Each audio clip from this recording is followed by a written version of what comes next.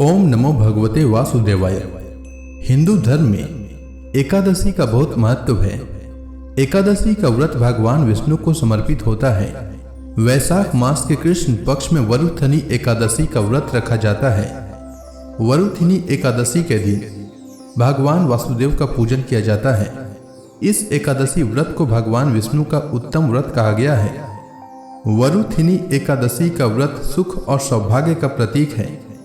वरुथनी एकादशी व्रत के प्रभाव से समस्त पाप ताप और दुख दूर होते हैं और अनंत शक्ति मिलती है। इस दिन भक्ति भाव से भगवान मधुसूदन की पूजा करनी चाहिए। सूर्य ग्रहण के समय जो फल स्वर्ण दान करने से प्राप्त होता है, वही फल वरुथनी एकादशी का उपवास करने से मिलता है। इस व्रत के प्रभाव से मनुष्य लोक और परलोक दोनों में सुख भोगता है। अब आइए जानते हैं वैशाख मास के कृष्ण पक्ष में पड़ने वाली एकादशी यानी वरुथनी एकादशी की शुभ मुहूर्त के बारे में। वैशाख मास के कृष्ण पक्ष की एकादशी तिथि का प्रारंभ 13 अप्रैल 2026 को रात 1:16 से होगा और एकादशी तिथि का समापन 14 अप्रैल 2026 को रात 1:08 तक होगा।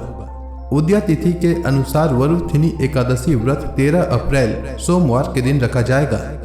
13 अप्रैल को सूर्योदय का समय सुबह 5:58 और सूर्यास्त का समय शाम 6:46 रहेगा।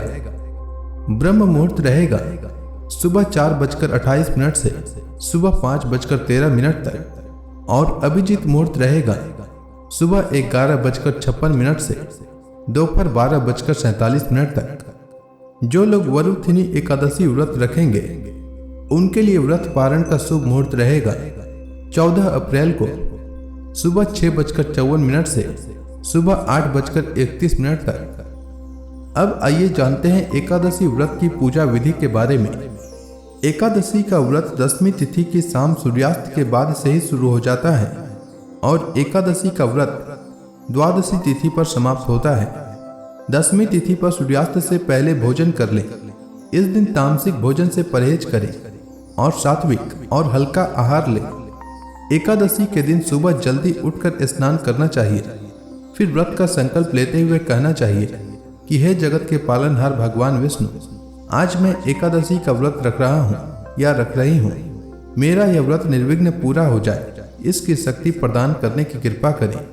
इसके बाद भगवान विष्णु के समक्ष दीप प्रज्वलित करें, गंगा जल से उनका अभिषेक करें, उन्हें तुलसी दल अर्पित करें, फल का भोग लगाएं और एकादशी व्रत कथा सुने।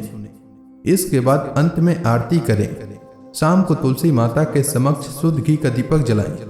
अगले दिन द्वादशी को स्नान करके भगवान विष्णु की पूजा करके ब्राह्मणों को या जरूरतमंद को भोजन कराकर उन्हें दान दक्षिणा दें। इसके बाद शुभ मुहूर्त में व्रत का पारण करें। पारण का भोजन सात्विक होना चाहिए। पारण के भोजन में प्याज और लहसुन का प्रयोग न करें। उम्मीद है आपको वैशाख मास के कृष्ण पक्ष की एकादशी व्रत से जुड़ी जानकारी अच्छी लगी होगी। अगर आपको यह वीडियो अच्छी लगी हो तो इस वीडियो को लाइक करें, साथ ही इसे अधिक से अधिक लोगों में शेयर करें। वीडियो को देखने और लाइक करने के लिए आपका धन्यवाद।